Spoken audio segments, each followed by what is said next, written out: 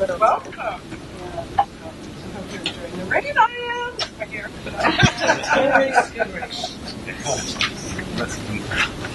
Oh, we are streaming it? Okay. Yeah, that was a really good one.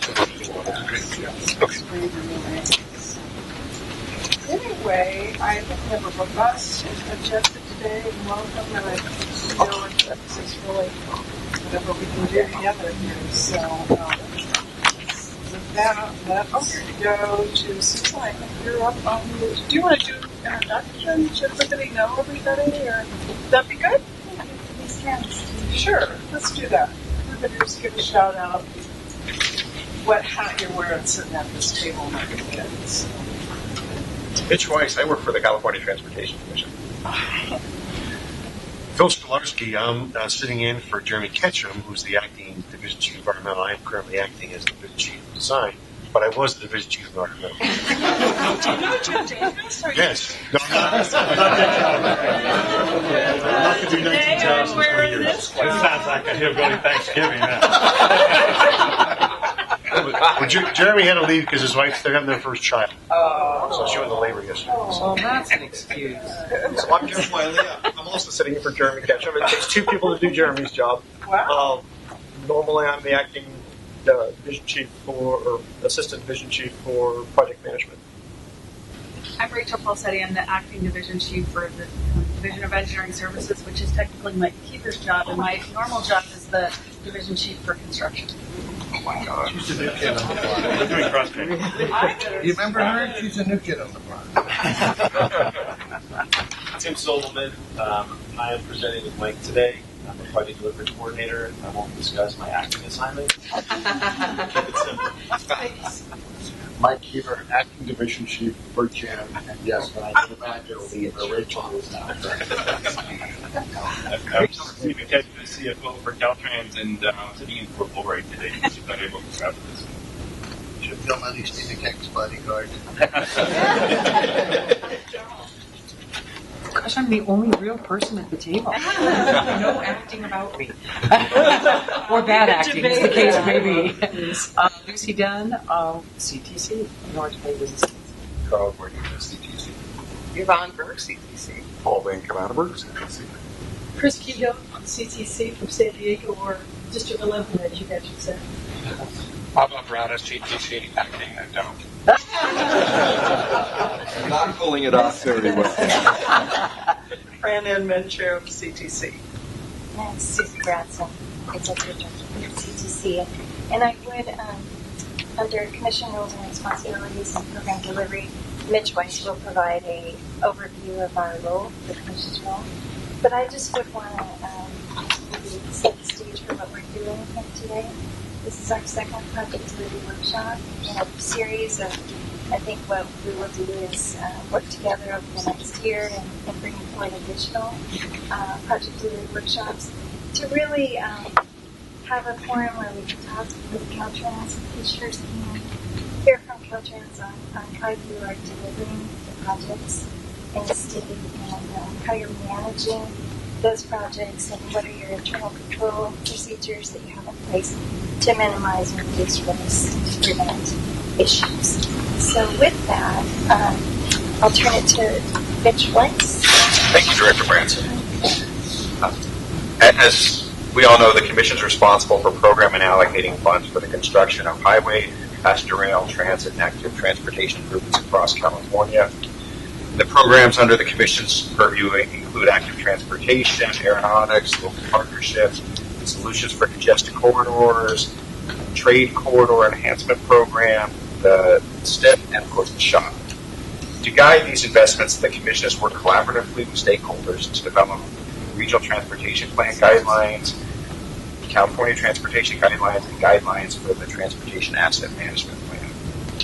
The Commission has also worked through an open, transparent process to develop guidelines for the Commission-administered funding programs. And these guidelines describe the policies, standards, criteria, and procedures for the development, adoption, and management of these programs. To augment the individual program guidelines for SB1 programs, the Commission has also adopted accountability and transparency guidelines that include front-end, in-progress, and follow-up accountability provisions. The Commission's guidelines also include provisions to increase assurances that recipients of transportation funds understand they are expected to prepare and submit the most accurate estimates possible for scope, schedule, cost, and benefits of a project at the time a project is funded, and that recipients are accountable to carry out the delivery of the projects. The guidelines direct timely reporting of actual costs, schedule, and benefits of projects, including the issuance of plain language reports that are intended to be easily understood by the public. With respect to the programs under the Commission's purview, the Commission is responsible for adopting the programs that establish not just an initial funding commitment and limit, but for Caltrans, establish a project budget. The Commission also amends programs to add or change projects as appropriate and to delete projects that are not in compliance with requirements. For SB1 programs, the Commission reviews and approves baseline agreements. The Commission allocates funds to individual projects. If a project is not ready for allocation in time, the implementing agency can request a time extension. The Commission is responsible for approving that extension, or when unsupported, or when an agency has failed to meet its delivery commitments, allowing those funds to lapse. Similarly, the Commission can consider a time extension when an agency cannot award a contract on time or complete a project as scheduled. With regards to Caltrans implemented projects, the Commission is also responsible for evaluating requests for additional funding when a project's costs have increased. Specific to the shop, the Commission is responsible for adopting targets and performance measures that reflect state transportation goals and objectives, and for reviewing and approving the asset management plan. The Commission must review the proposed shop relative to its overall adequacy, consistency with the asset management plan and funding priorities established in statute, the level of annual funding needed to implement the program, and the impact of those expenditures on the state transportation improvement program. Caltrans must annually report to the Commission on the progress made towards achievement of the performance goals established in SB1, and the Commission has adopted performance measures and targets. The Commission is then responsible for evaluating Caltrans' effectiveness in reducing deferred maintenance and improving road conditions on the state highway system, as demonstrated by the progress towards the SB1 goals. The Commission may make recommendations for improvement and may withhold future allocations if it determines program funds are not being used appropriately. In addition to the above, the Commission approves right-of-way matters such as route adoption, new public road connections, resolutions of necessity, relinquishments, and airspace leases. Since our last workshop, the Commission has adopted the 2018 SHOP and STIP and the initial program of projects for the Local Partnership Program, Solution for Congested Corridor Program, and Trade Corridor Enhancement Program. The Commission has established asset class performance measures and approved the asset management plan. The Commission has also adopted SB1 accountability and transparency guidelines. And later today, the Commission will consider its first evaluation of Caltrans' progress towards reducing deferred maintenance and improving road conditions on the state highway system. The workshop today is intended to continue a robust discussion of Caltrans' program and project management process and build upon the discussions that we started in February. With that, I'd be happy to answer any questions. Thank you. All right. Okay, number 3. Thank you. Thank you very much. I first of all want to say I'm very pleased to be part of this discussion. This kind of open and face-to-face dialogue is very beneficial, I think, for both sides, and I very much appreciate the Commissioner's participation in this dialogue. I'll be very brief because we have a very ambitious agenda today, a lot of things on it, which at this point I don't think we're going to be able to get all the way through, but it is in the first presentations are, I think, some of the most important information we have to pass on to you, so that'll work out very well. I'd like to say a few points about what we're working on at Caltrans before I hand it on to Mike to start the rest of the presentation. We currently have a portfolio of more than 2,500 active projects in some phase or another, design or construction or work. we this year are planning to deliver to construction 263 projects worth $2.7 billion in construction capital.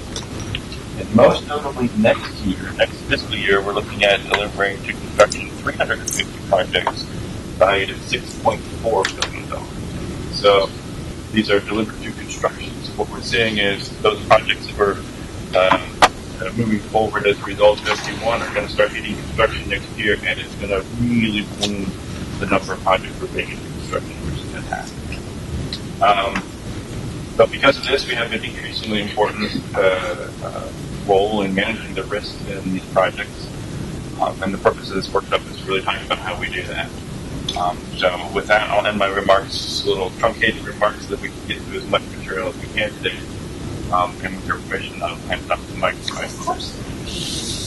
Thank you.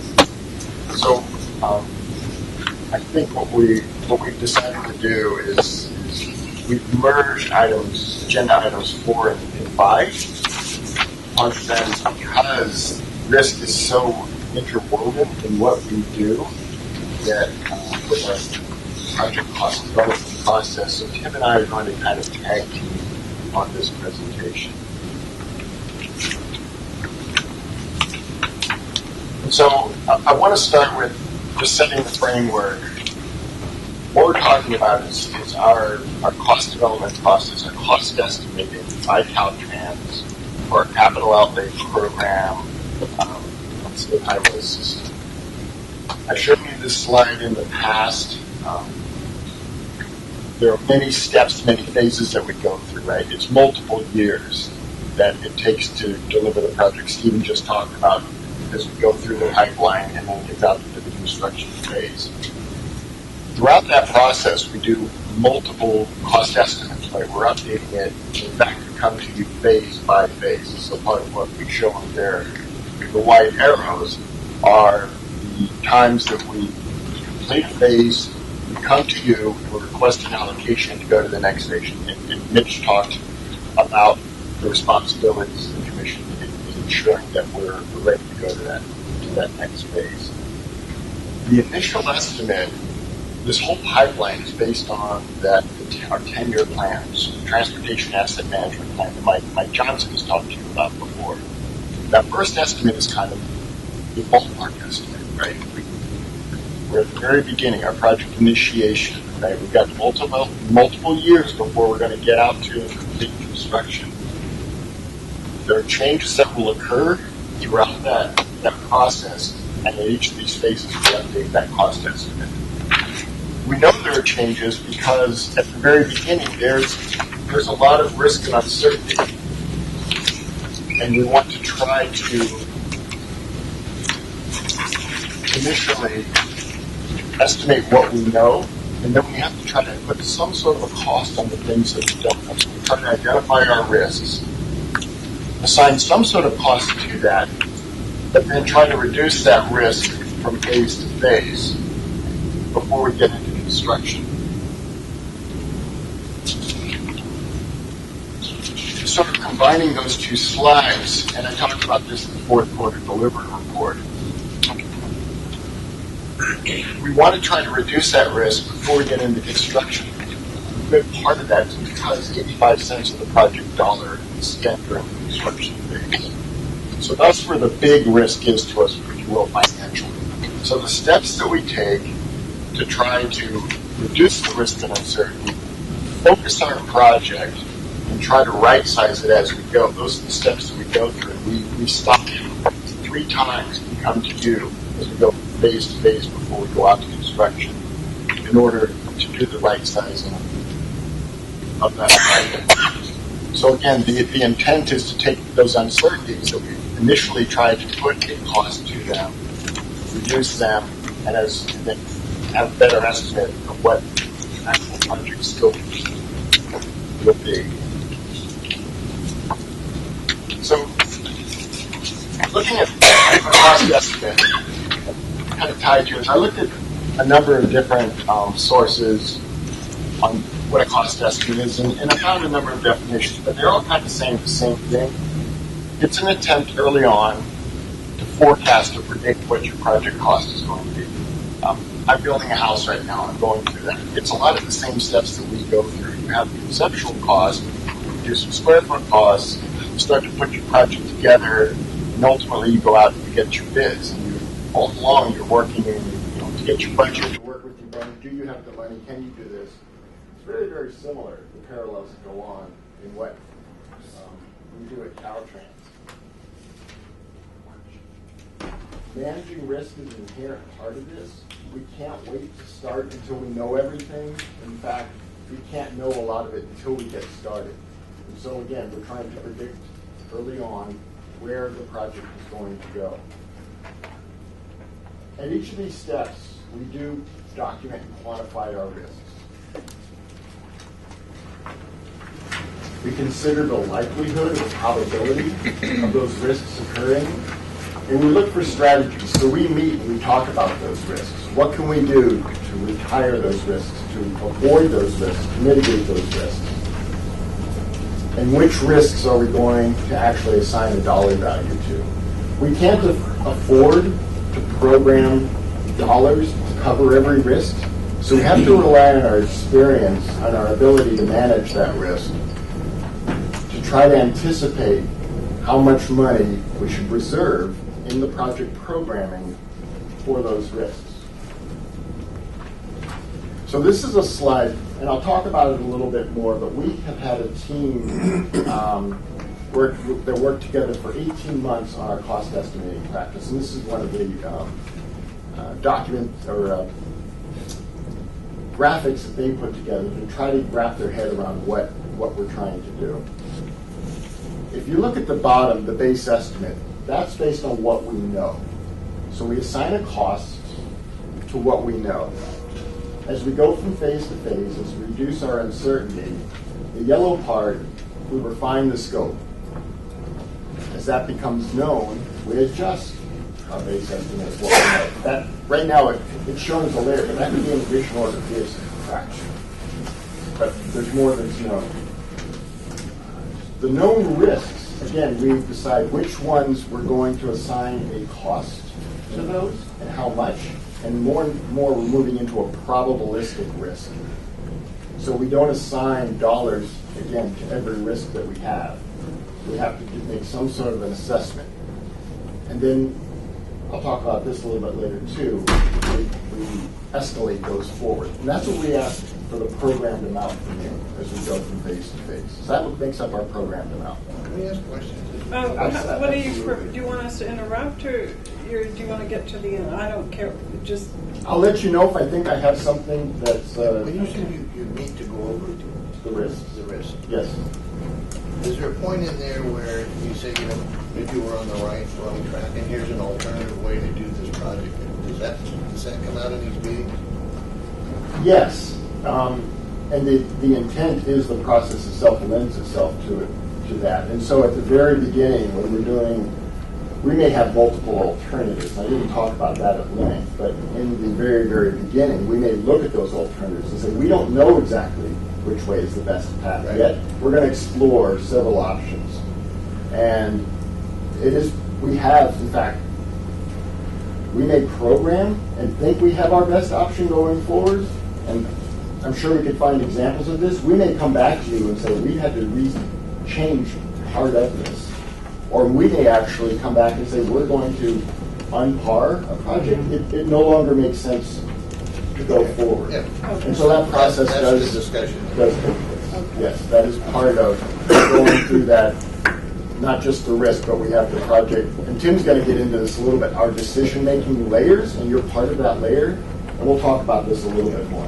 May I ask this real fast question? At what point do you know that you have the land, or that you have it tied up, or it's actually already transferred? So, what risk is that? Or do you just go? You acquire the land before you get to the base. Jennifer, do you want to talk about that a little bit? Sure, I can. I'm Jennifer Loudon. I'm the Division Chief for Right-of-Way and Land Surveys out of Sacramento headquarters. Stand up? Yeah. Why don't you go back, Mike, why don't you go back to slide 4. Remember the slide forward. That one. Okay, well, right away he starts at the blue arrow. Okay, go ahead. Sorry. No problem. No problem. Thank you, Commissioner. Mike was talking about the development of the project through the PID phase, PA&ED, PS&E, and on. Right-of-way typically comes in generally as we're working on PS&E. And so we've already gotten, there's the PID phase, which we identify what the right-of-way needs are or what the estimated cost is during that time. Then we get to PA&E. We don't actually start acquiring right-of-way typically until we have actually received PA&E. Then we begin the acquisition of the right-of-way and go through that process. Before we certify the project and go to construction is typically when we have all the right-of-way required. Yeah. And PA&E is what again? Project approval and environmental document. So having that environmental document is important before they go out for the right-of-way. And we know what our preferred alternative is at that point. You know what your preferred alternative is. Yes. Thanks. One more question. One more question for you. Can you help put this in context for me? This is the perfect slide. Is how does this process, this flow chart, compare with, for example, Riverside County Transportation Commission when they do a project? Is it a similar thing? How does it compare with the private sector? How does it compare with other states? I get that we're California, so things we're doing different. But just from a context standpoint, how unique is this process to the way other sectors do it? So, and you all may be able to comment yourselves on some of the things from your own background, but basic project management principles are used, I think, by all of us.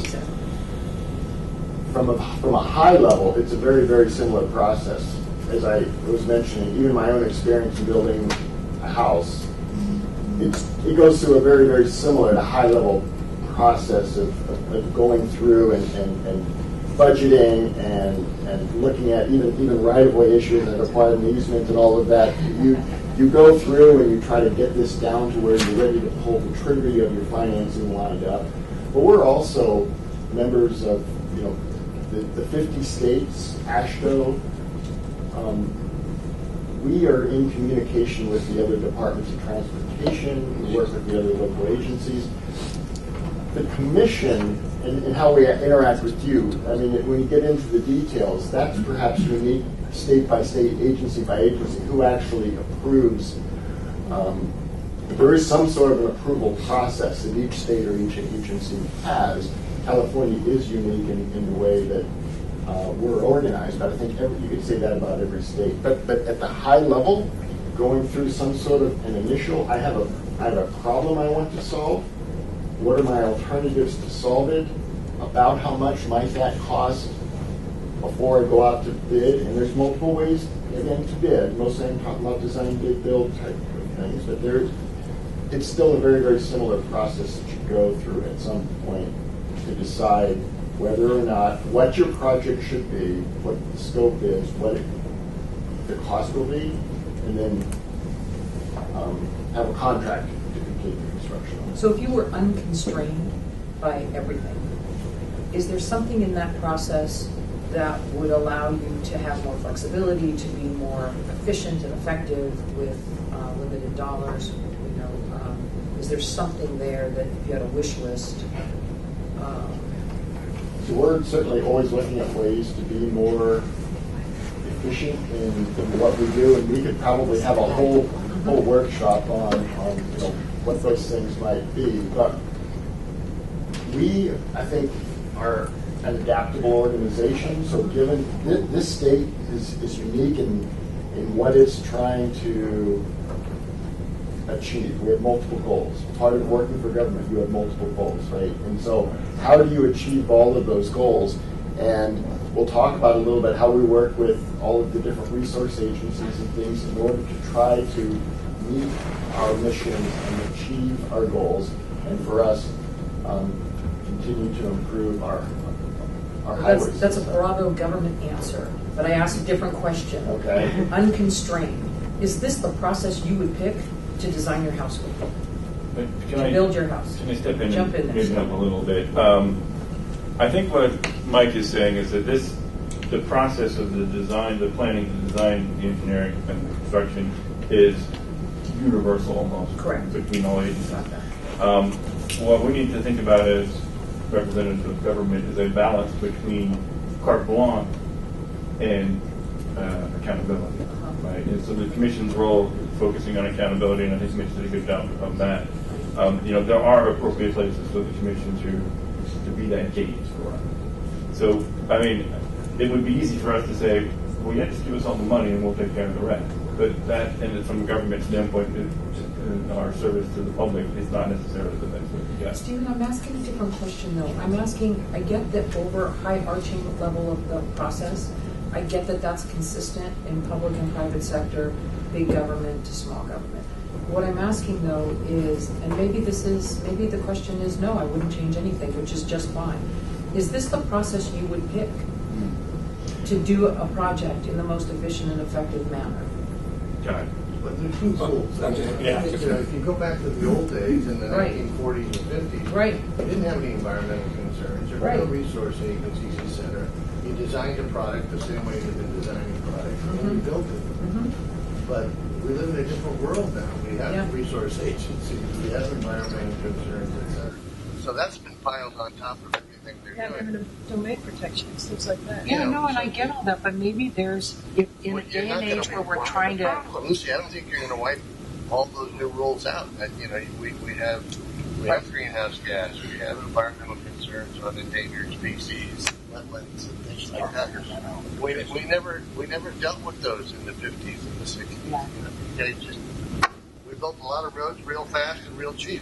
Well, I guess we that's... don't live in that world anymore. Yeah, but I guess that's the issue, right? Is that we just keep accepting this stuff as it piles on and piles on, instead of figuring out, really, how do we reduce the barriers to be more respectful of taxpayer dollars when we know we have a declining revenue? I think the legislature needs to work on that. For example, we've done a series of HCPs around the state, which is a nice way of handling things. You pay a fee, the fee is protected, and then you move forward. And now these guys know what that cost is. For us in the development business, I'd rather pay a fee any day, because when I go out to financially put together my subdivisions, et cetera, and know my cost, I know I have a fixed fee that I put into my formula.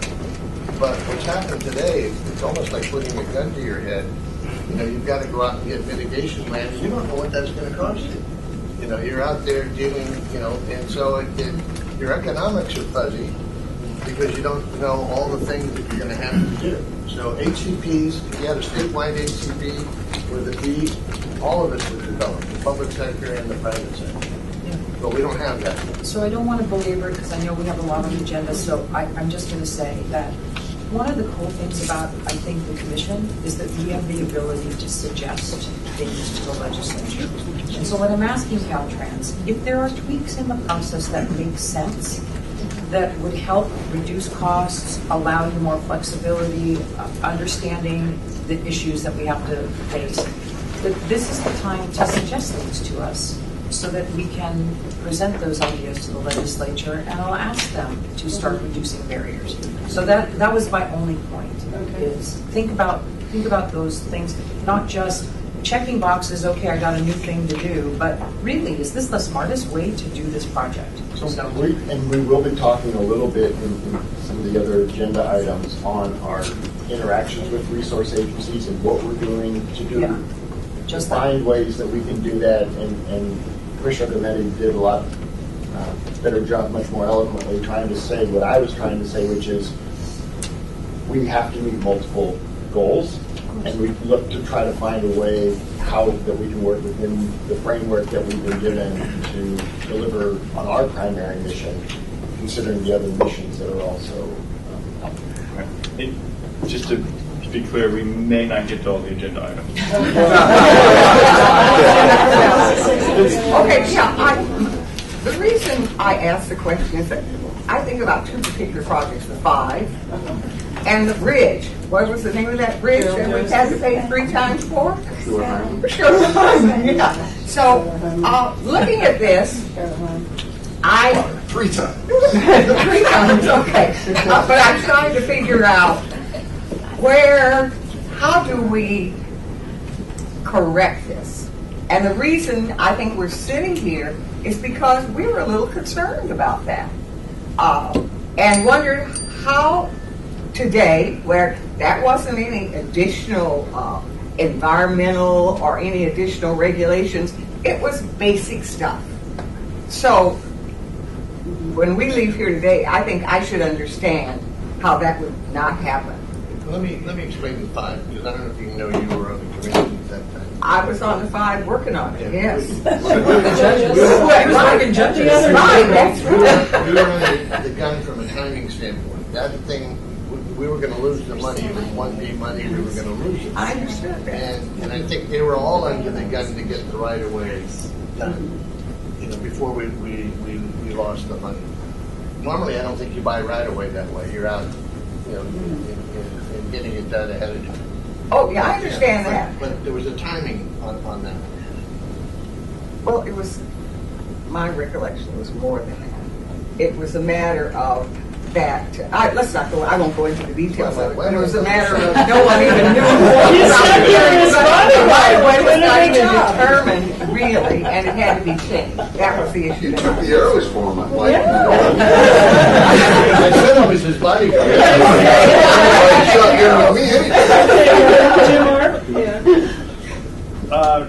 Just 2 quick comments that to me will make this presentation valuable, because we're trying to work.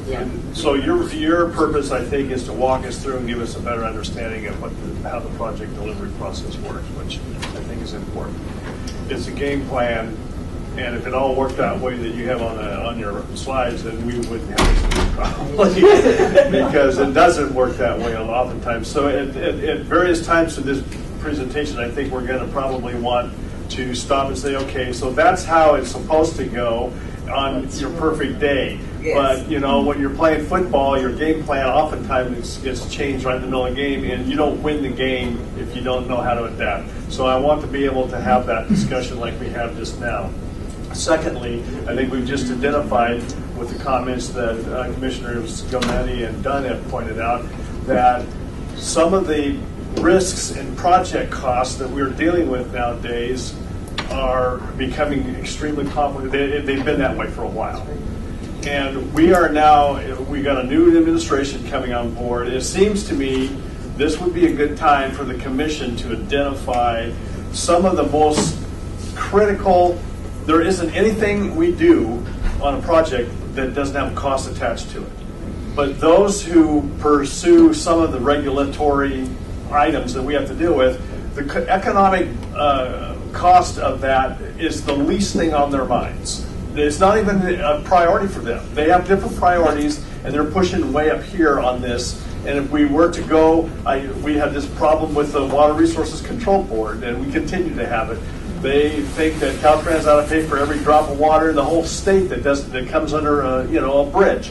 Well, you know what? That's just plain asinine. So you got to be able. I think we as a commission got to be able to pick our fights, figure out what are the most critical ones, and make some kinds of coherent recommendations. You had a meeting on Monday, first probably of several meetings that will happen with the new administration. I think that at some point in the near future, not down the road, we ought to come together as a commission and say, you know what, you guys ought to be looking at this. And so if I could... Well, I just want to jump in. I think a good example is when you replace the bridge that failed on, I'm drawing a blank. Pfeiffer Canyon. District Director. Okay. So you did that in 6 months? 7. Okay. If you had gone through this regular normal order process, how long would it have taken, and how much more would it have cost? Probably an additional 7 years, and cost is hard to say. See, I think Lucy, I know you were struggling. I think the point she was making is that that's an example of what it really would cost if we time is our enemy. The more time you get into a project, everyone gets another veto. Everyone gets to put their hand out for another handout, and so I think that's the one thing that from a commissioner standpoint, we look at things like that. You shouldn't have told us about that because now we know it's possible. Thank you, sir, ma'am. But that's the difference between emergency. No, I know, but it also not everything is an emergency. That's true, Bobby. But it also tells you that when the longer the process goes, there's scope creep. There's all these different things that build into the cost. So that was replacing an existing facility. Sure. And most of what we're talking about here is in the shop. So everything here is similar because most of what we're talking about is in the shop.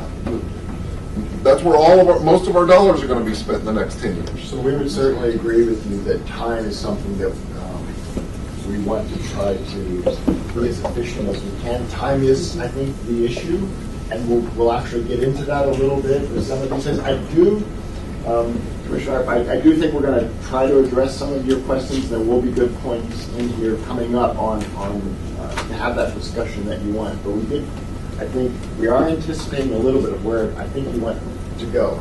So we don't get involved until it's over there in the construction. No.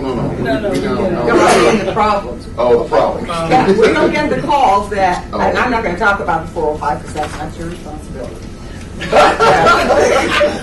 But you know, when you have to replace a wall that you just put up, that's when we get the calls. We don't get involved at most of those levels. I mean, we may vote, but no one's on us screaming. Yeah. That's my point. So that's what. And no one screams like the Bel Air screams. Okay. Susan, well, it's a Gettys. I'm going to be fast, but Commissioner Armstrong, on the water board, on your claim, Excuse me the water. just a minute. Is the principal here? I have a target. I don't know who is signed. Sorry. It's good the name's on the building, though. We can just walk in. I think it does mean that. You got to think. You got your whole crew here. You come lollygagging in 20 minutes later. And they need you to save them. But don't worry, because we're only on page 3. It's a good thing you're here now. Could I have everybody's okay that I can sit down? There you go. Put your next to the principal, as a matter of fact. So what's your question? Okay, I'm going to be fast so we can keep going. But I wanted to just tee off of Commissioner Arb's point on advising the legislature, regulatory agencies on cost increases due to new regulations. To do that properly, we really need Caltrans's information on what these regulations are actually costing. What do you see in the way of improvements that could be made should the commission make suggestions? And that partnership with commission staff, Caltrans staff, would be greatly appreciated.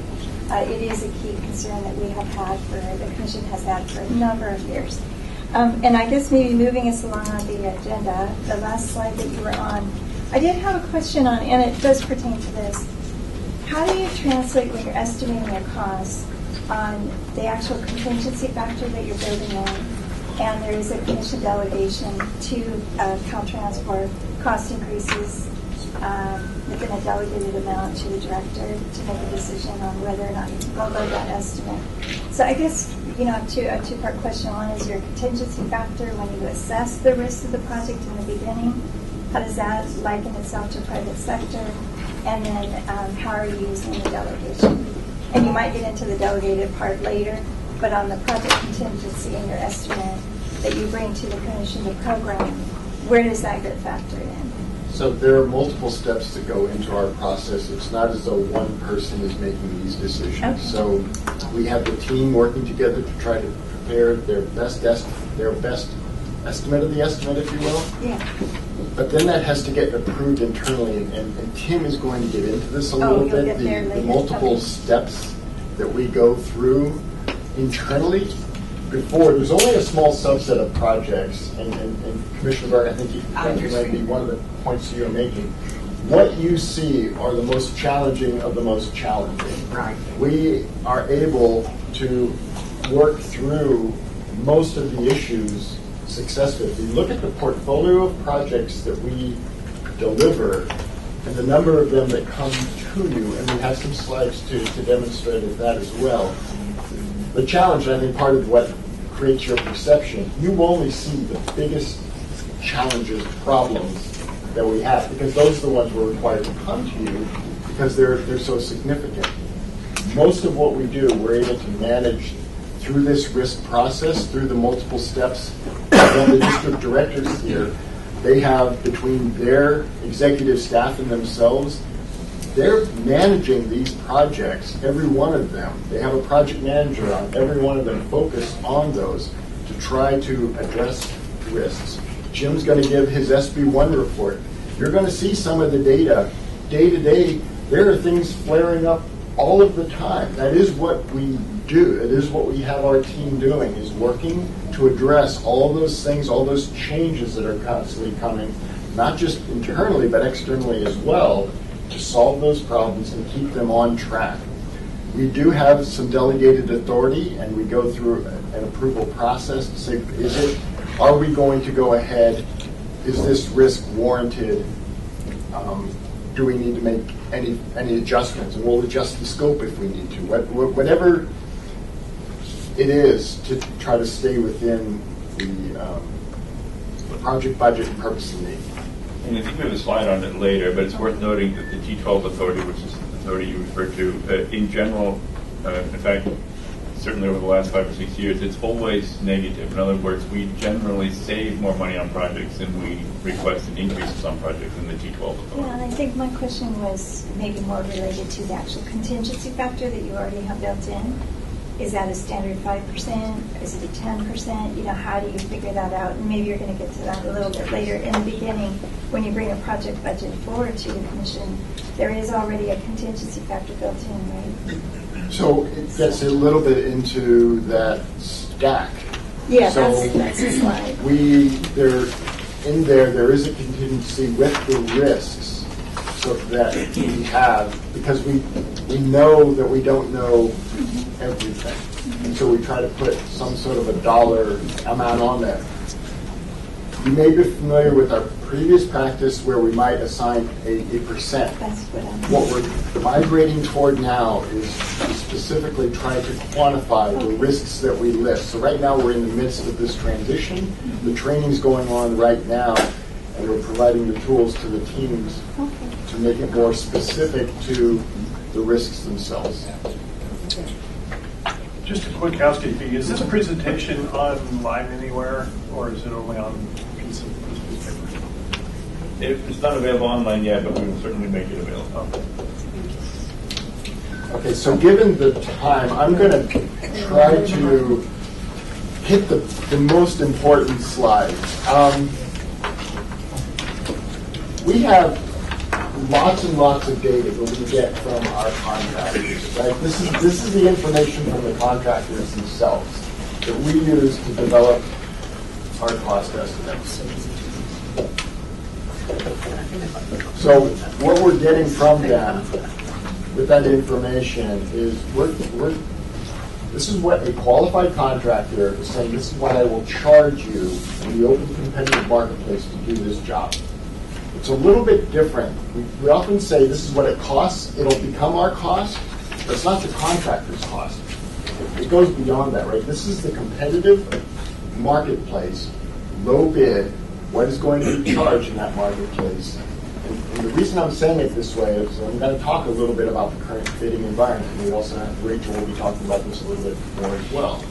And so that's part of the challenge. When we're doing our cost estimate, we're predicting low bid. That's what we're doing, right? It's not what's the cost. It's what's the low bid going to be. It's a little bit different. And so the bidding environment certainly has to be part of what we consider when we're making our prediction. But it's a very informed prediction based on the hundreds of projects we put out with hundreds of bid items in each of those projects, and we have teams that go through that data, they review the data, they organize the data, they look for outliers in that data, and then keeping in mind that we deliver hundreds of projects with multiple milestones, with multiple alternatives, we also have to have a way to turn the crank and do these cost estimates in an efficient way, right, to keep this delivery machine moving. So we have our experts take the information, validate it, put together a quality database that then our cost estimators can And how use. current is that data? After every project, they do basically their own debriefing, and they look at the data in that project and say how, and then they put it into the database. So you it's can essentially real time.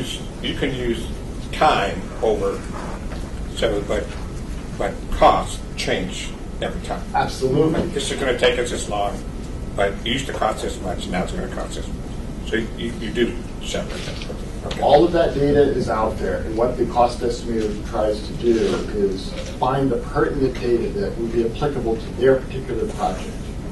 And so... And that's shared between all districts. Yes, it's a big common central database that everybody goes to. Yes. Okay, thank you. I noticed there's a lot of, in this example, there's a lot of lump sum. Do you bid to unit price?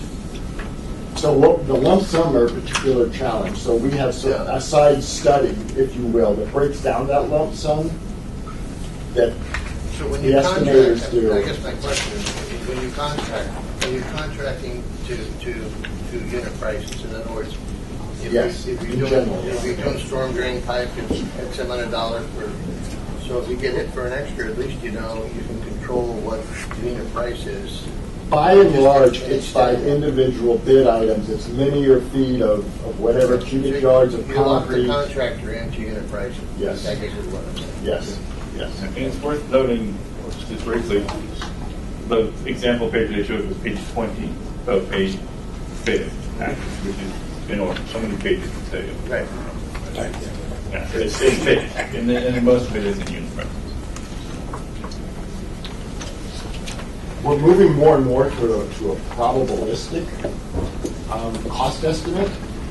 So all that data, there's highs and there's lows. This is an example of what the bridge teams do. So Rachel's team does for the bridge estimates. We also do this on our more complex projects in general, where there isn't one number. We recognize that the data that's out there, there's most likely, but there's highs and there's lows. We do this item by item on our cost estimate, and so we have software then that can turn the crank on that, and we do a Monte Carlo simulation. You may be familiar with that. That they create 10,000 scenarios, and they say, let's see what happens this time, this time, this time, and you get a distribution. It doesn't show up if you put it on there, but you get the bell-shaped curve distribution of what those costs would be, and it also includes a sensitivity analysis. What item in particular is driving your cost and the uncertainty in your cost. All of that is reviewed by a senior reviewer, so we have a cost estimator, then we have our senior most knowledgeable, and they do a review of that, particularly focusing on the most sensitive data. And then before it comes to you, we certify our cost estimate. So then there's a third level of review before we go out to bid and say, this is what we believe is the appropriate estimate of what that low bid will be. But given the volatility in the market, how long does that take? Because, with all this uncertainty around the tariffs, we've just heard that the gold line extension can't go as far because the steel prices and stuff. It seems like the world is moving at a very volatile pace right now, and your review could be accurate, but tomorrow. I'm going to talk and demonstrate that a little bit. That is a challenge when you're in a volatile market. Lacking that stability, the data gets dispersed. Now you're trying to figure out where is it going next, and you're trying to project that as well. Yeah. So our estimators aren't just taking data blindly. They consider the location, of the project, the amount of materials, the plant source that's likely to be used, how busy are those plants. They'll make, if it's risk-based, but they'll make phone calls, what's going on out there. We'll be talking to industry groups, what are the economic trends, what are the construction windows, what's the climate conditions, what's the season going to be like, is there specialized workforce. So all these factors go in, and that's why one of the definitions, it's both an art and a science to do these cost estimates. Because you're also, frankly, trying to get into the heads of the contractors as well. What are they going to bid for this work?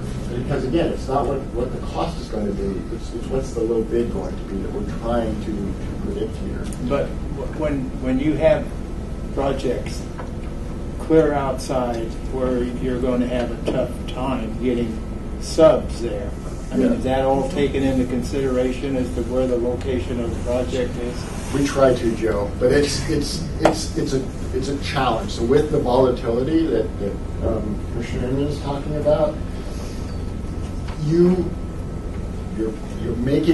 make adjustments for that, but you'll find some of the supplementals that'll come to you didn't adjust enough. We think, in fact, we may have made a significant adjustment.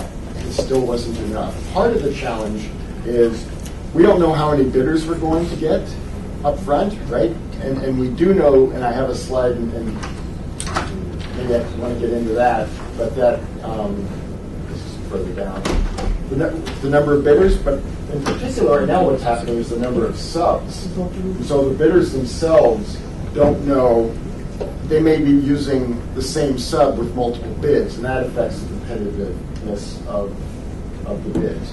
So going into the timing issue, our cost estimates may occur by the time our teams complete the estimate, they go through the reviews, they go to the Commission for Action for Allocation, we put it out, we advertise it, and we open those bids. 5 or 6 months may have taken place between all of that. Now, keep in mind, we're trying to predict low bid. The contractors themselves may not know what they're going to bid an hour before they submit the bid documents. They're still working the phones trying to get their subs and all of their information, right? So it is a challenge to try to predict that far up front, and in particular in a volatile market. So if I could just ask relative to the timing. So let's say hypothetically you're seeing a trend in rural northern parts of the state where there are not a lot of bidders, and you're updating your engineering estimates, and you're finding that that's not enough. So you're having to come in for supplementals. Once you recognize that trend, how long does that take from when you start seeing that to when they start coming up in our allocations? And then how long do then we expect to continue seeing that potential issue occurring? So Rachel's going to cringe, but she's got something. Let's sit over here and her elbow was long enough. So it takes time. So you've got a pipeline of projects going through the pipeline. We've got to clear that pipeline. The knowledge has to be, one, we have to absorb the knowledge, then we have to get that knowledge out. A couple of years ago, and I have this written down, and I'm going to go by memory, which is a little dangerous. We were within 10% of what we did 44% of the time. At the beginning of this year, when we were seeing this big spike, it was less than 30% of the time, the first 2 months, but this is a very small data set. Realize when we're talking about month-to-month bids, it's a small data set. But there are indications that we're already adjusting. The last 2 months, we're within 10% on about 50% of the projects. We're starting to, I think we're starting to see the adjustment now, but it's not going to be universal, every one of them. It's going to take some time for that pipeline and that adjustment to take place. And so you saw a number of supplementals to award last meeting, and you're going to see some more at this meeting. But I believe we're starting to see the adjustment to what we know today. So when we first start seeing you adjust, it's going to be in the greater than 20% over the programmed amount, those allocations, and then we'll see those for a period of time. But then it's a 6 month. There's still the ones that have already been allocated that are going to be coming out for potentially supplementals to award if this is a trend that continues. Yes. So Mitch, if I could add to it a little bit, because just, I got a lot of supplementals awards between last meeting and this meeting. And if you look at all of them, our estimates were locked down and the projects were allocated between March and June of this spring. Bids opened on these projects between August and October. So there is that lag there of locking down the estimate and then seeing the results. Now, if you look at my bid results since October, we've made that adjustment because we started seeing those bid results and we were making those adjustments. So I'm getting more projects within that 20% range today than I was, but there is that lag. This is the most frustrating part of our job because we're not privy to all of this. So when those come before us, I think it would behoove you to have all that information rather than increase it 25%. Okay, what happened? And I think as in the report to our staff, if you would say just that thing right there, it would help a lot in our decision-making process.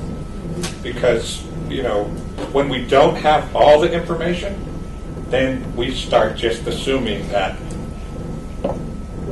stuff went bad. And, again, we understand that the majority of your projects are all there, but we only see the bad ones, and the people on TV only see the bad ones. And that perception of both of us is what gets sent out to the public. So if we come in with all of the information, people will get that. And I think it makes both of our jobs easier. I think that's a good point. And I think we're working to try to go in that direction. We have been talking about having maybe a brief project delivery update right before we go into the request for supplementals and greater than the 20s. And so that might be that opportunity. We can provide the larger perspective. We did that once, and that was very helpful. It was the last meeting. And because when you look at it, if we have all the information, that hard decision is easier to make. And there's going to be a time where you're going to come in. I mean, it's happened to all of us on your personal side where you just got to come in, hang your head, and say we're wrong. And you can't fight it because when you're wrong and you fight it, you lose credibility. I mean, it just really looks bad. And certainly we've gotten the same, she's not here, but Director Berman has made that clear as well. Look, just explain the situation. And if we miss something, we miss something. We miss something. We miss it. Because, there was it was back on, it was quite a while ago, but the reason I remember it is because we put a guy out of business. We had a dewatering issue on a pile, on a drill pile. And it went to the process, went to the arbitration process. And we're looking at it from the outside, and it's like, we're wrong, and yet we're still fighting this. Why are we spending the time and the money fighting this? Well, in the end, he got his award from the board. We looked bad because we were wrong. Well, in the meantime, he's out of business. He couldn't afford to make his trust fund payments, couldn't afford his equipment rental. So he got his money, but it was too late. And now we have one less contractor out there to do that. So, sometimes we have to just look and go, because when you lose multiple times at that arbitration level, that's got to tell us something. But that's what makes it out into the paper. Is that why did we fight this multiple times when we lost it every step? So every once in a while you just kind of hang your head and go, okay, we messed this up, and now we got to make it right. And that's a hard thing to do. Is admitting that, but I think we're a better team when we do.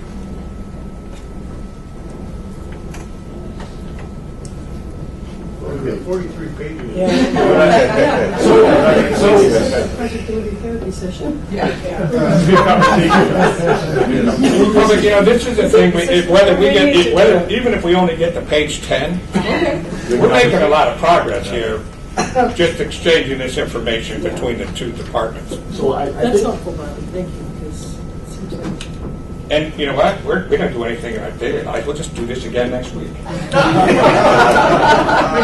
so we could just come back and continue the ongoing We gotta do conversation. this next week. Oh yeah, except for Friday.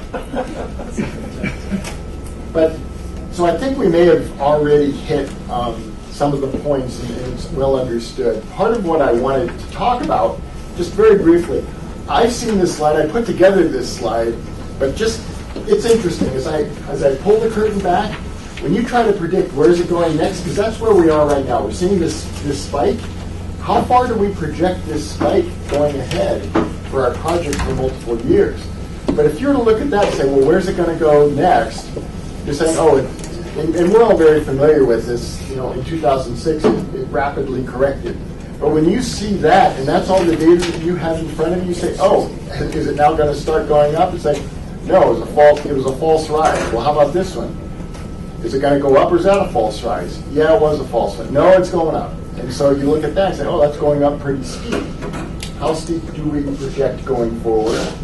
It kind of modulates, and then we know kind of what happened leading up to 2018. And in 2018, you can see right now, and this is, again, the part that I want to temper with Rachel's strong encouragement. The information there is based on a very small subset of projects. When you look at just a quarter's worth of projects, you have to be careful about making too much out of it. But when you're seeing changes occur so quickly, you grasp at the little data that you have and you say, this is what I'm truly seeing. And the anecdotal does seem to match what we're seeing with the data. Let me give you a hint, though. I know predictions are hard to make, but if you go back through that cycle you just had up there, when the Great Recession hit, home building stopped.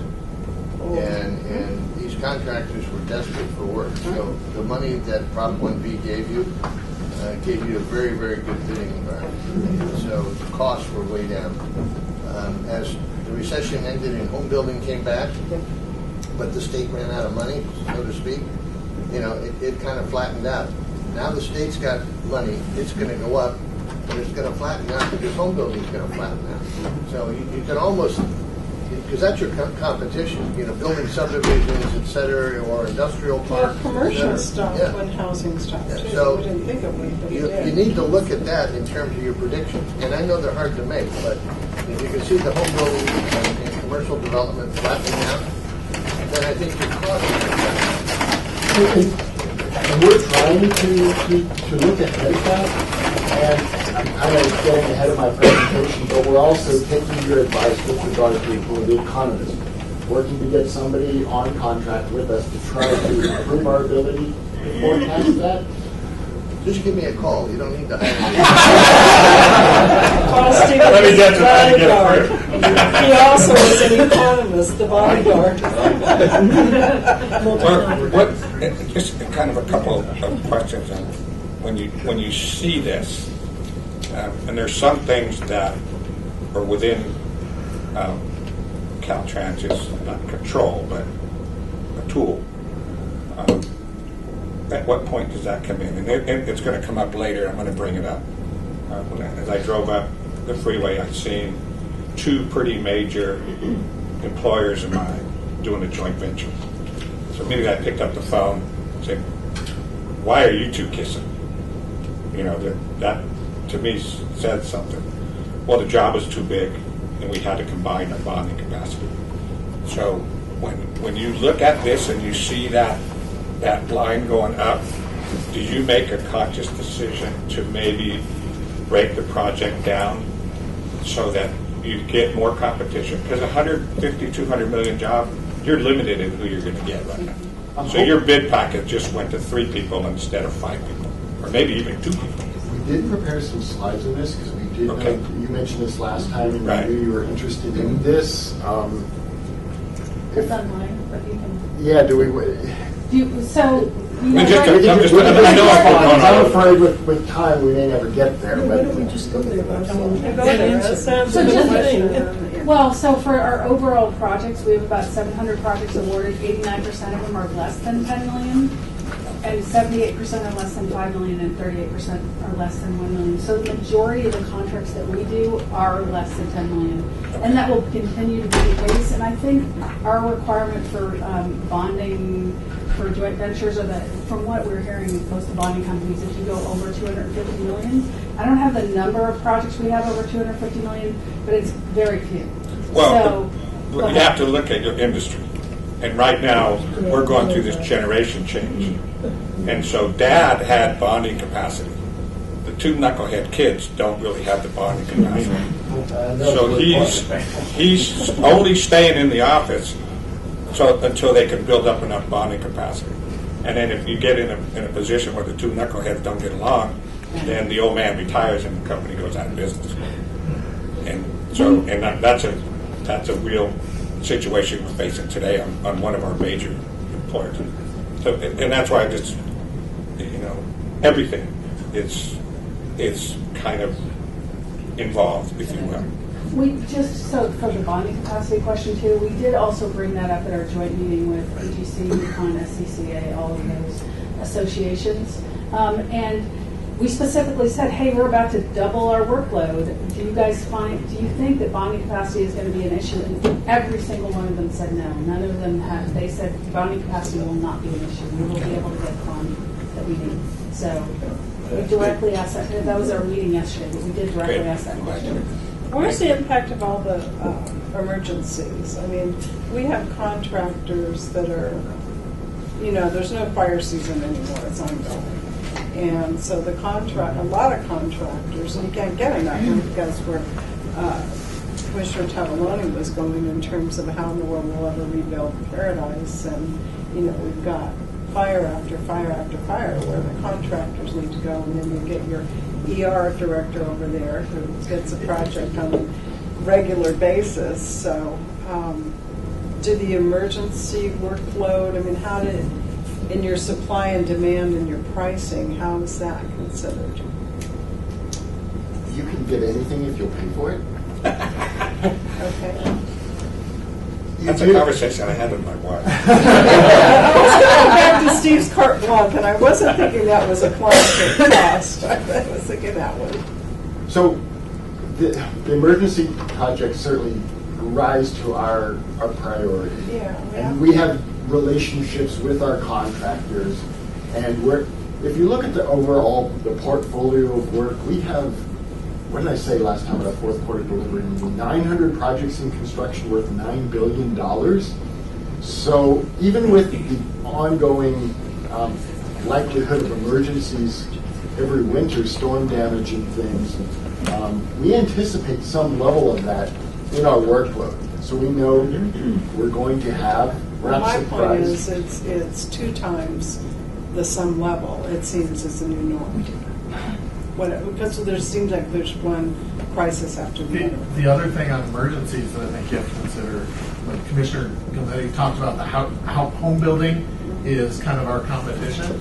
If there's an emergency and a whole community is rebuilding homes, that's going to cut into the amount of bidders who are willing to go for transportation. My point, yeah. And so that, I think your next slide, when you start talking about how many bidders are out in the pool, goes towards that. If I could respond for a moment, Bruce Daycare with programming. When we were putting together the supplemental requests for today's and tomorrow's meeting, we're having a lot of conversations with the project teams. Now, in some of them, they talked about bidders that used to be available for some of the regions, particularly like the Bay Area. They're working on the North Bay response because they got through all the permitting process for a lot of stuff of reconstructing from the fires last year. Yeah. And so they've got choice work close to home. They can do a lot of projects. Mm-hmm. Their teams can go from job to job to job versus traveling 100, 200 miles to go to some of our North State rural areas where we don't have the multiple jobs until this year now. So that the contractor pool dramatically reduced for the small contractors. Those are people who can respond to some of those things versus the great big contractors doing big bridge projects. And it's ongoing. It's 10% a year. You don't rebuild the whole town like Santa Rosa and Paradise in 1 year. It's 10% that you're going to get. Are you getting a lot of out-of-state contractors coming in? Rachel, I think that's you too. No. No. Some people can help. The reality is, all of the other states they have an increase in the amount of funding coming forward too. The other states, they're in the same boat. They are in a similar boat too that we are. We do have some, but other states are in a similar boat, and everyone's busy. So you're not getting a lot of out of state. No, we are getting some new bidders, but we aren't getting a lot of new out of state necessarily. A lot of our contractors are nationally and international contractors as well, right? On the big projects, and there's all the consolidation going on, right? So yeah, I don't know. It's a mix. It's the small ones. Bruce is talking about. So we have the small projects, we have the large projects. They JV up on the very, very large ones. We attract. This program is so large, we can attract the very large contractors, the international contractors, but there's work out there for the small businesses, and we put an emphasis on that as well.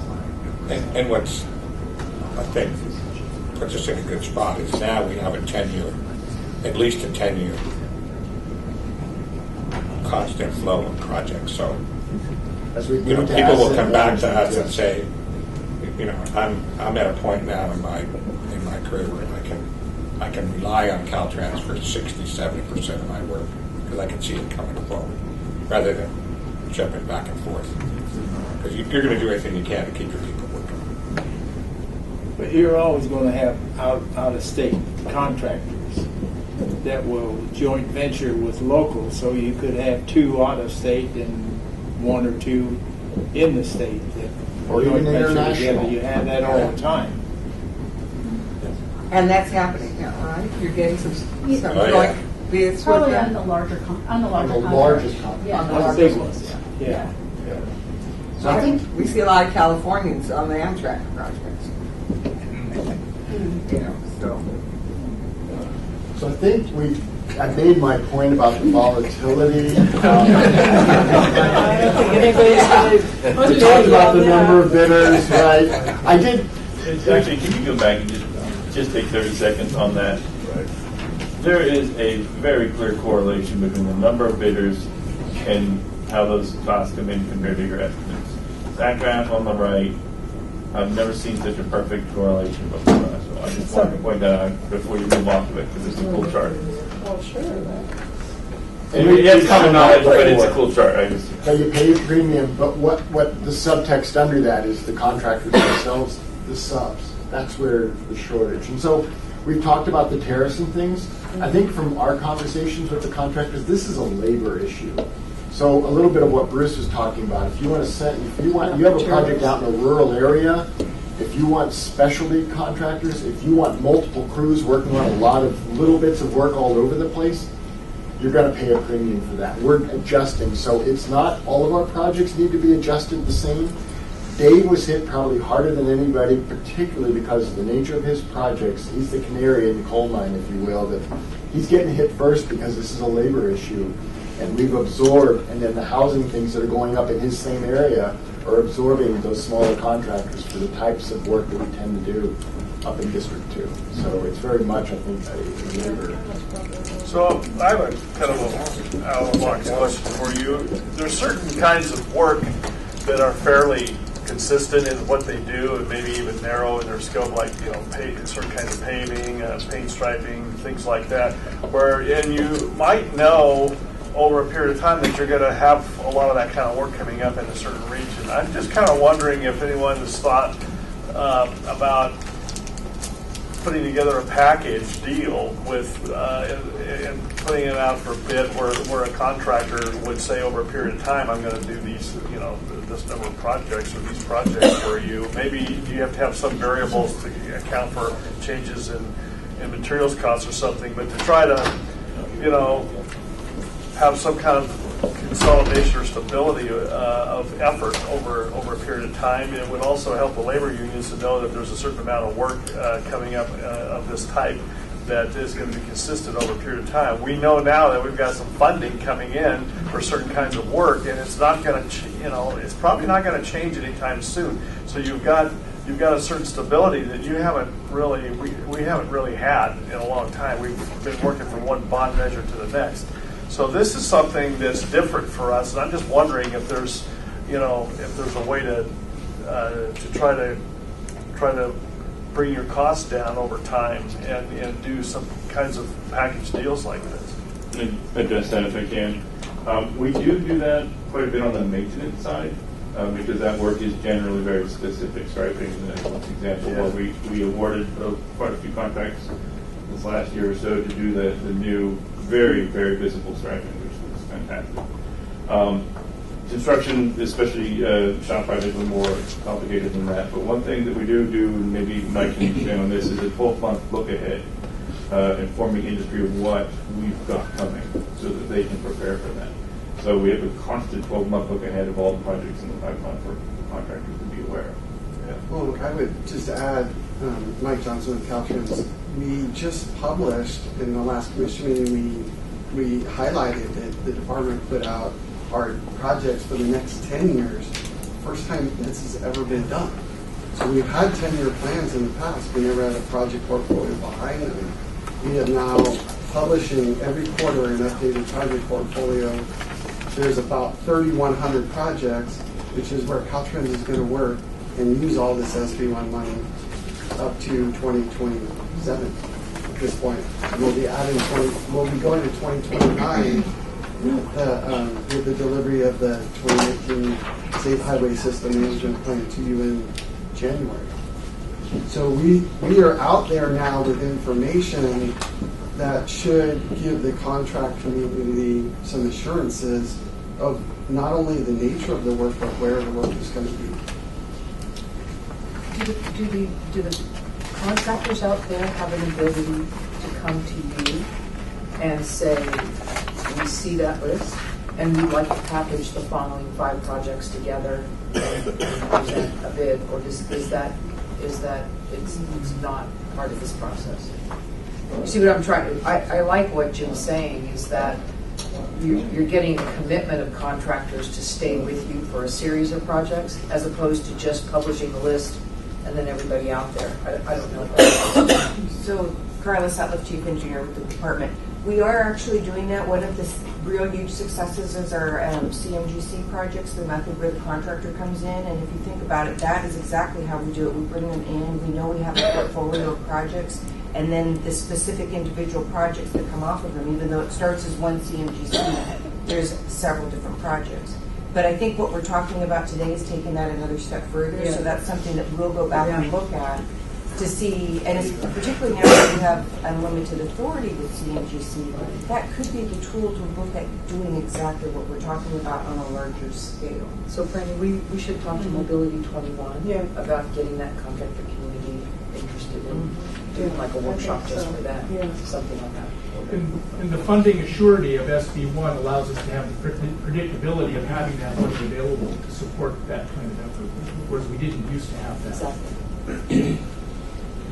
So I want to try to skip ahead. There are some significant points. I did kind of do a tongue-in-cheek here about what can happen in 6 months, right? $100 oil became $50 oil, right? We all kind of watched that. Gilnelli's been hired to and the cement, what was happening, what will happen with the cement? A lot can happen, right? So we've talked about that. But I'm going to turn it over to Tim, but I did want to try to give you an idea. The contractors themselves, and this is a busy slide, and I could spend some time with it. It's really informative. What this is simply stacked up. In each vertical column are the bids we received for a project. The black line is what we predicted, we estimated that little bid would be. You'll see that there's more projects above the line, more of the contractors bid more than what we predicted, but the red dots are what we actually awarded for the low bid, and they tend to migrate around the line. So we did a fairly good job, but we still need to improve on that. This actually, in the year, things started to get away from us last year instead of this year, right? So we talked about that. So this isn't our best year of performance, but what I wanted to point out is the widespread of the contractors themselves. If you consider, they all essentially have the same material costs. We're a prevailing wage state. Their labor costs are around the same. It's their trade secrets. It's the ways that they're going to do business. It's the way that they manage and value and assess risk on a project that leads to, it's what projects do I have in my hopper right now? there's a lot of things that, if you will, that they know that we don't, that makes it a challenge again to try to hit the low bid. If you assume every one of them is trying to be the low bidder, you see there's a large variation in the bids themselves. And so some of them are trying harder than others on any given contract. Right? And so some of them are, hey, if you're crazy enough to give me this money, I'll take the job. Right? So slide that we could open up on the we will make that available. So part of this, I wanted to just, so Clark Paulson showed you this slide at the October meeting, and we talked, and Stephen alluded to this as well. And we have savings in G12 pretty much every year, particularly on the shop side. And that's the net between increases and decreases. The net is negative 162.2 million last year on the shop. But given the wide variation in the contractor's bids, given the volatility of what we're seeing with the bids, the point I wanted to make, and I think you're all saying the same thing, we can't afford to not take the risk that some of the bids will come up higher than what we predicted. Because if we want to pay a premium and cover all the risks of the bids coming in, we'll increase that G12, we'll have savings, and it's not lost to the program. We'll plow it back in. But if we're in a bidding environment where we're losing 30-40% of the purchasing power of our dollar, to do that again next year, we're not going to buy as much performance, if you will, right? Which is what we're after. So again, I wanted to point out there are reasons that you see some of these supplementals to award and greater than 20s is because of all of these changes. But we're intentionally trying not to cover all that risk with dollars, because then we're going to have to be fiscally constrained with Mike's 10-year, the departments go working with Mike through our 10-year program. We're going to push projects out into the future because we're going to tie up and reserve money just in case. And so we're trying to encourage our staff. It's tempting to go there because then nobody's going to hassle you if you stay within your budget. We're saying no, we want you to give your best estimate. I think this is a really critical. We'll take the risk. It's a critical point for us as a commission to be aware of too, because if we crank on you too hard for every little time you come in, pretty soon your folks are going to start wanting to estimate higher, so they don't have to go through that pain. And sometimes that pain is necessary. Sometimes we might just be in a bad mood. So I think we have to be careful about, we have a responsibility as a commission not to, to make sure that we've got a balance there. I'll keep track of the ball. Yes, you keep score. Will you keep score? Oh. Speaking of the devil, you just have to reach down. So I did want to turn it over to Tim to talk a little bit about how we manage risk. We do try to address all of these issues, and again, you only see the problems, and that leads to the perception, both maybe your own, but also the public's, that, boy, this organization really has a lot of problems as of that lady. But Tim's going to address that a little bit with his slides. Thanks, Mike. I'm going to try and get through the slides as quickly as possible, but feel free to ask questions along the way if I kind of gloss over a couple of slides. So there was your first mistake. So, just before you begin a time check, we're scheduled to go another 50 minutes. So considering the additional speakers too, we may want to truncate. So to be clear, we need to get down here as a goal at 11:15 because our very accomplished geographer Ed needs to break down his equipment and bring it downstairs for the meeting in the boardroom. So if we can shoot for 11:15, that would be better. And Bruce, I wouldn't want to truncate any of this important discussion should we cover the agenda. So thank you for the warning. Question, Madam Chair. Yes. I'm enjoying this, and I think it's a very healthy discussion, et cetera. And if we've got too much to go through, I wouldn't mind having another session in January. Right. We do currently have plans. We're in Rockland, and so if we can look at Caltrans on that and bring that in. I know that. She's got room in his office. Well, Pastor County is very excited about having the commission in Rockland, And so they are asking for like a little reception that evening too, so that would work out well. I wasn't sure if we could get all of you guys there. It sounds like there's an interest, so Yeah, no, we'll it's plan the workshop. All right. We would love to. Riverside, Science, that'd be Caltrans is Okay, so Mike's been talking about estimating risk, potential changes, and I'm going to talk briefly about how Caltrans deals with change management, project change management specifically. And so if you look at this slide, this kind of represents the project change management hierarchy. You'll see there's 3 levels. The lower level represents all the activities that happen in the districts. And you can see this is the largest section of the figure. The middle section represents change management that occurs in headquarters in concert with the districts. And as you can see, that level of effort is smaller than what is done in the district. And finally, the upper portion represents the actual efforts brought to the CTC for action. Let's briefly talk about the district efforts. Change happens on a daily basis. And changes are identified throughout a variety of ways, whether it's environmental or engineering studies, surveys, field reviews, to name a few. And they change throughout the project duration. When changes happen earlier in a project, they're a little easier to deal with. But when they happen later in the project delivery process or even late in a specific project phase, they can be more difficult to manage. However, that's why we have specific processes in place to address those situations. The goal of addressing the change is to minimize the impacts on the project while still meeting the project's purpose and need. And so the districts have a variety of ongoing activities to manage change. For instance, we have project development team meetings, and they're held regularly with a variety of representatives with expertise, so that when the changes arise, we have a more comprehensive evaluation to come up with solutions to deal with that change. In addition, districts have status meetings, which are held quarterly, and project management presents the status of the projects to discuss issues or potential issues related to scope, cost, and schedule. And then specifically, they also hold executive review meetings to go over specific projects that may be having challenges on scope, cost, and schedule, or maybe significant local stakeholder involvement. Each project has a risk register, as we talked about earlier. These are monitored and updated regularly to retire or add additional risks. But specifically to overemphasize, we're moving more towards a quantitative risk management process to account for some of these risks in the estimates as we go further. And Mike kind of talked about the district director get focused on the I would say I know whatever they want, but is there a set timing that they have to be involved? You guys want to answer that question? Can you repeat the question?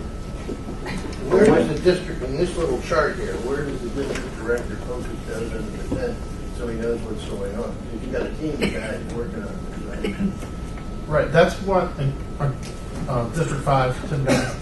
When we have our regular status meetings, we're going over a whole portfolio.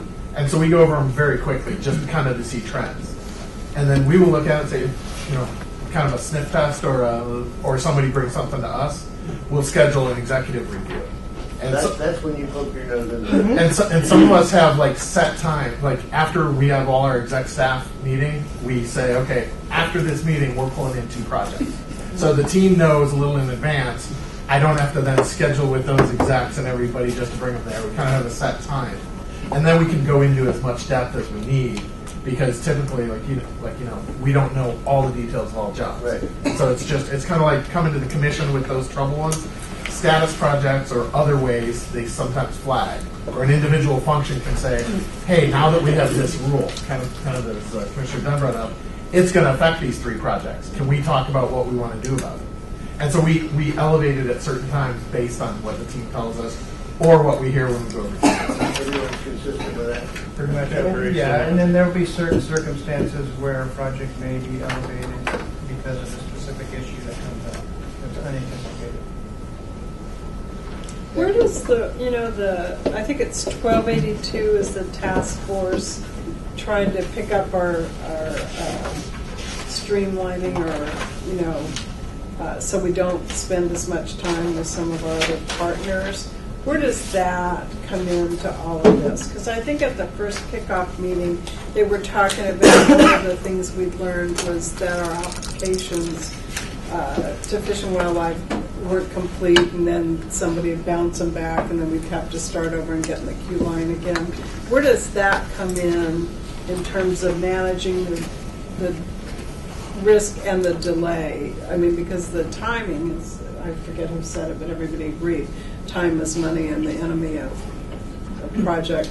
Again, without going into detail on a specific build, that's brought. I mean, the evaluation of permits is brought up at the PDTs, which are held regularly. They're also, and any issues would be brought up at those district status meetings. So that'd be down in here. Yeah, those are all things that would be flushed out. There's issues that are going on. That's the type of stuff that would be discussed. And he hasn't really talked about them, but you would also see this if you look at the watch list. Yeah. You'll see a number of them will have things that will include permits as part of the risk that we're managing. And we have a whole presentation on 1282 and everything that we're doing. Okay. But maybe before we run out of time, before we end, I could just briefly answer that question later.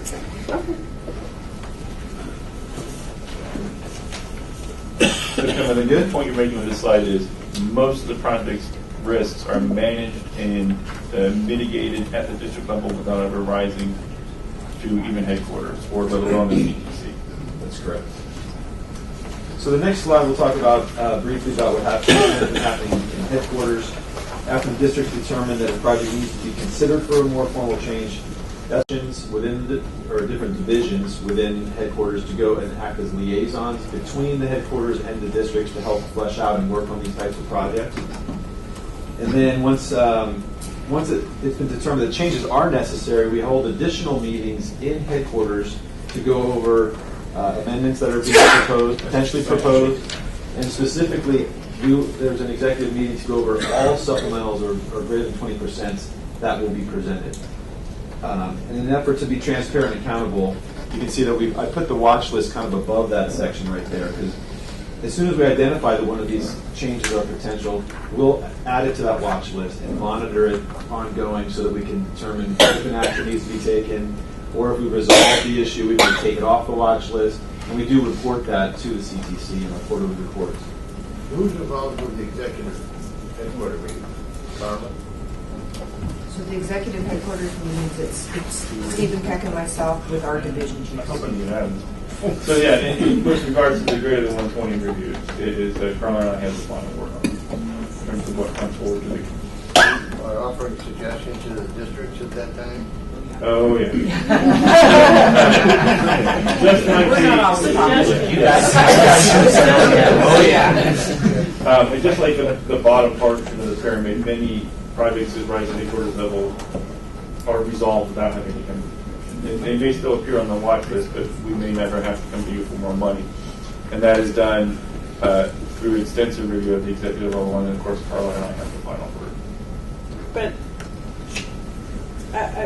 it feels, and full disclosure, 30 years of my life in development on the private side, so we have a little different system and how things work. But it seems an awful lot of meetings, and so that I just see overhead adding, if we get, I know we're getting things done, but the more folks that come to a meeting and things get charged to it, then our overhead. And the statement was made that 85% or 85 cents out of every dollar project was during construction, and it feels to me like that. I don't know that we see that same number.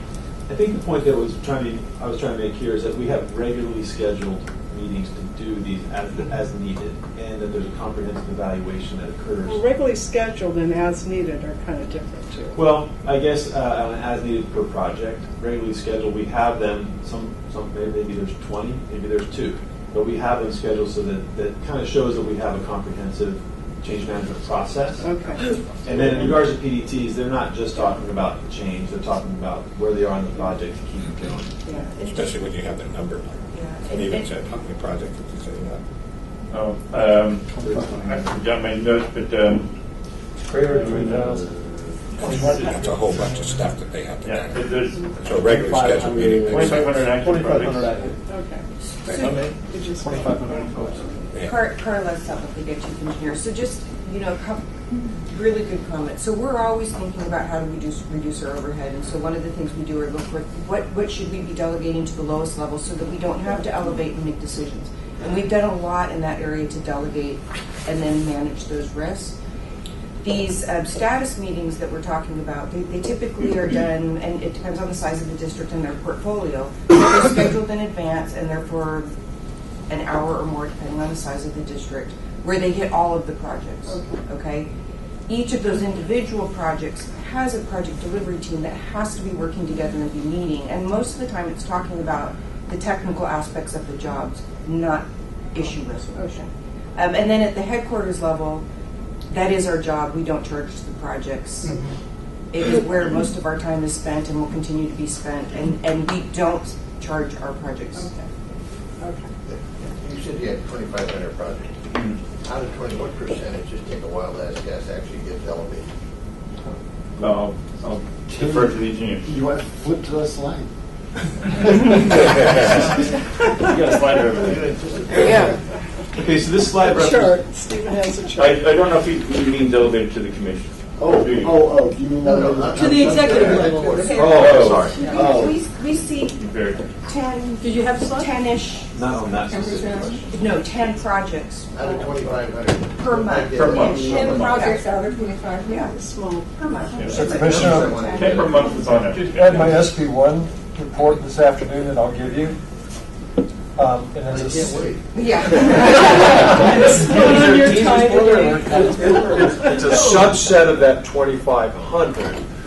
It's actually about 1,200, but we have 330 that are done, about 25% of that subset. But it's going to be very transparent to you guys of there's these things going on, but there are also those that be managed.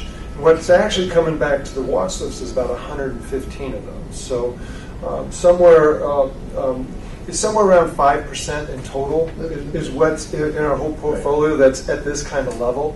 But it's different subsets of projects. But that's roughly about, in totality, that 2,500, about 5%. In Mike's watch list, which will not be given this commission meeting, it's the next commission meeting because we're kind of out of cycle with our SB1 and our project delivery report.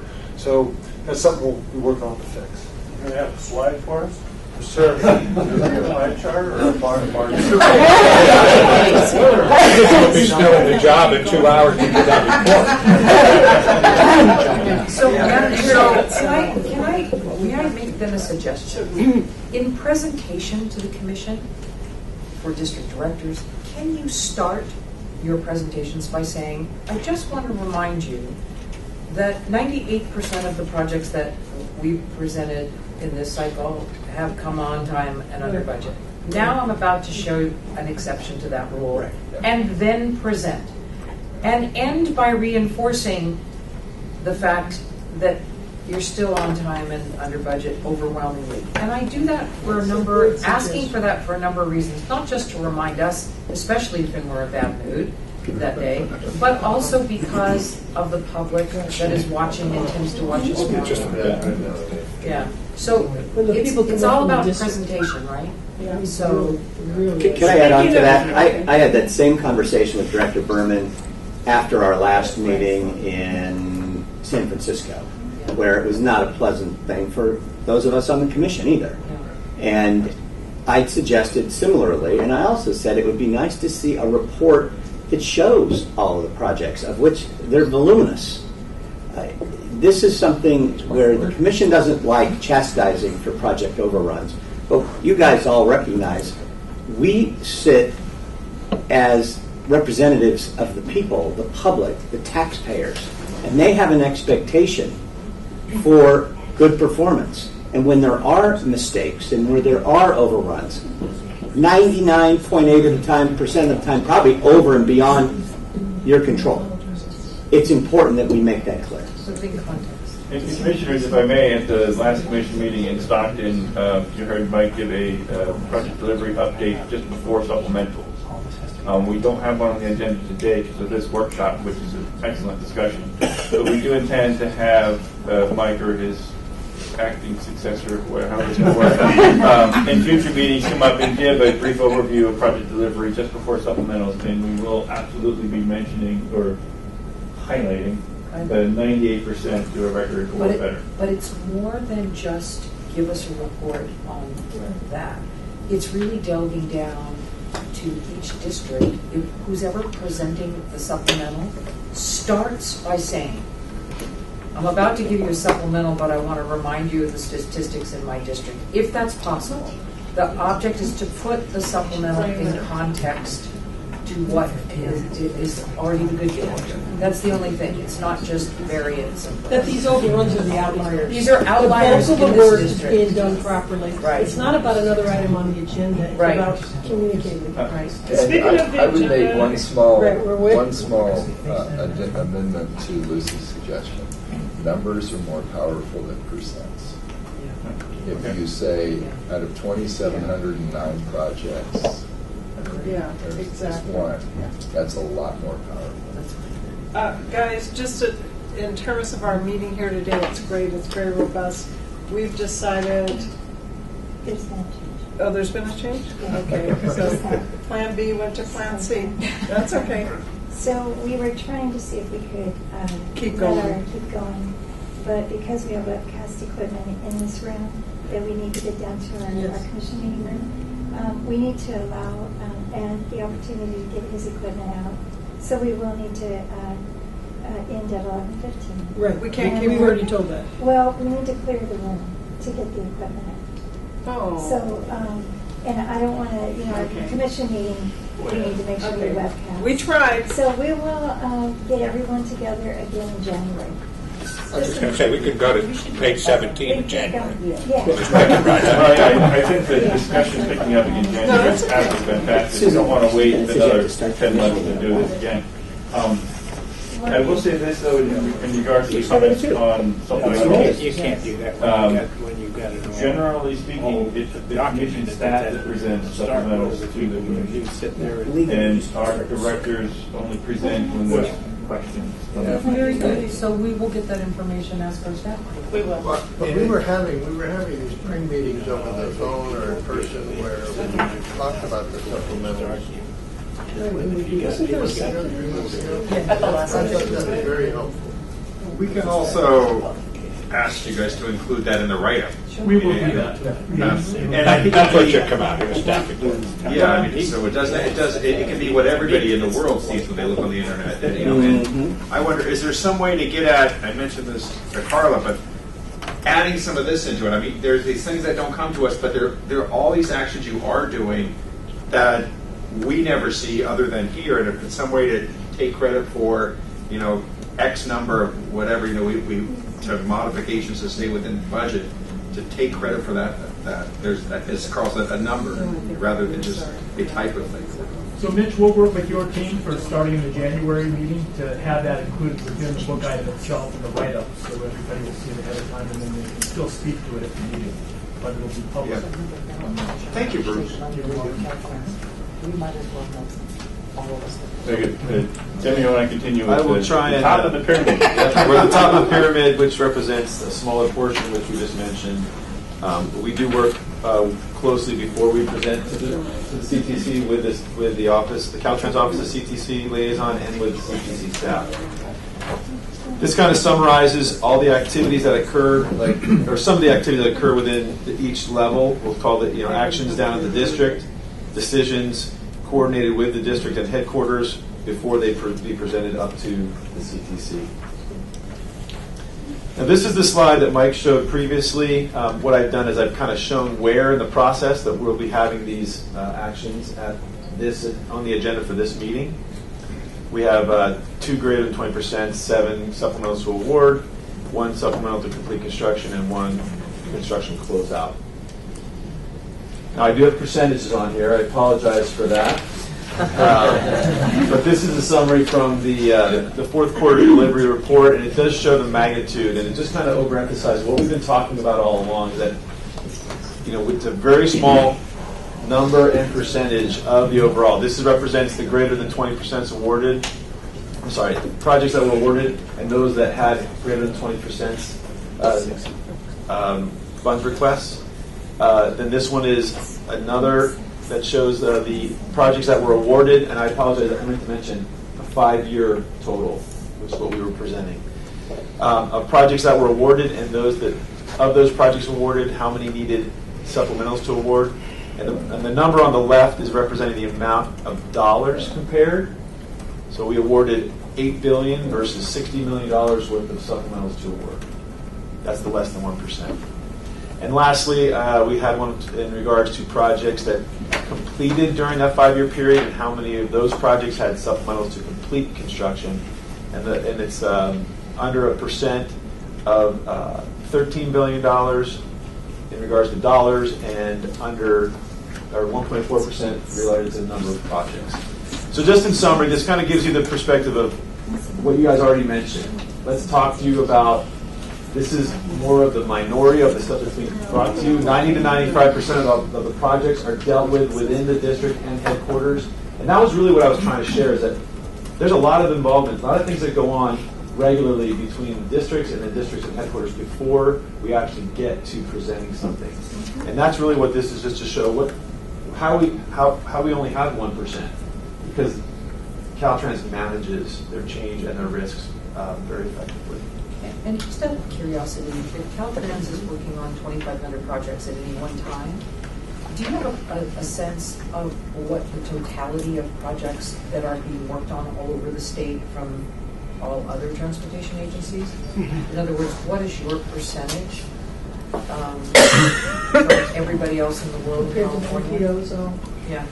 That's a great question, and I'm willing to bet we don't have that answer, but we can see if we can find it. It was really an important point for me personally, dealing with Orange County and trying to overcome Prop 6.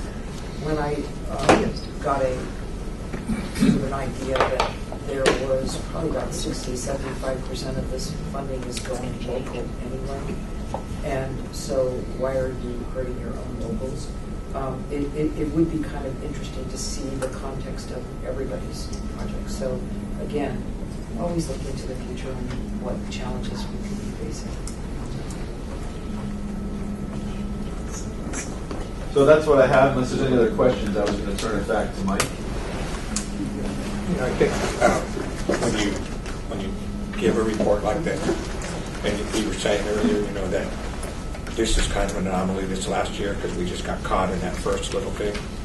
If maybe we could have a slide where you had your 1 year where we're having a problem, maybe a 3 or 5 year and a 10 year, and then that kind of smooths it out and shows that you guys over the long run you're doing a great job managing resources. And then we're not fixated on that slide that just says, this is where we messed up and that's all you're going to see. And now that way it just kind of gives us a smoothie, if you will. And because you guys do a great job. You do a wonderful job. Because I want to thank all the district managers for coming in. And even, like Lucy said and Jim said, just being patient, understanding that we don't live and breathe this every day. We have stuff that we actually have to do to pay the bills, but that we're doing our best to be in the oversight role that we're charged with. But I haven't talked to all of you. I've talked to some of you some of the times, and it's just when we communicate and when things get done. And this is really great. Like I said, I'd like to keep, if nothing else, once we get done with all of this, if we can even do this like once every 6 months prior to the meeting, just to kind of open it up, and you guys got nothing else to do in the morning, but it's I really enjoyed this morning. Well, I think too, in terms of managing expectations in this volatile world that we're in, because the market went down 700 points yesterday. Yeah. The tariffs, I think these are really uncharted waters for anybody trying to figure out what they're going to do. We had, yesterday we spent I don't know, somewhere between 5 and 6 hours listening to a lot of good information. But the information that we get with this group, I'd rather sit and listen and learn something from this group than what I learned yesterday. Not saying it wasn't a good meeting, but this is our business, and this is what we really have to know and help put together for everybody, so that we don't sit in these meetings and say, well, why in the hell did you do this? Why couldn't you have done this? We can learn from you folks exactly where we're going and where we should be going. Certainly going to help this old man, I'll tell you right now, because these are the kind of meetings I feel we need. I want you to not think that we aren't aware that you have 1,500 projects for everyone we talk about. Because we talk to our area, we talk to our districts, and they make us aware of all the magnitude of projects. And so we're aware of the fact that we're just talking about problems that are very portion of what you're actually working on. But we also, those are the ones that we have to face. And those are the ones that we have to answer for. Right. But we recognize them. I mean, we see them, we work with them, and we talk to the district directors and talk to the local people who are complaining or either saying, you know, I've got this one, it's got to go right now. So we appreciate the fact that it's just a minute number. Can I add on? Also, I just want to say this, to piggyback on what Commissioner Tavoloni was just saying. Yesterday, we observed silo after silo speaking. And I say that because to the bike people, nothing else matters. To the loan association person, nothing else matters. And what struck me is for you guys, you have to deal with all of this. You're dealing with it all. And it would be instructive, in my mind, at some point, at one of these joint card meetings, and we heard the great presentations from the MPOs yesterday. It'd be interesting for them to hear just all that goes on behind the scenes to make this system, this great system we have, work. Just an interesting point. And my last note,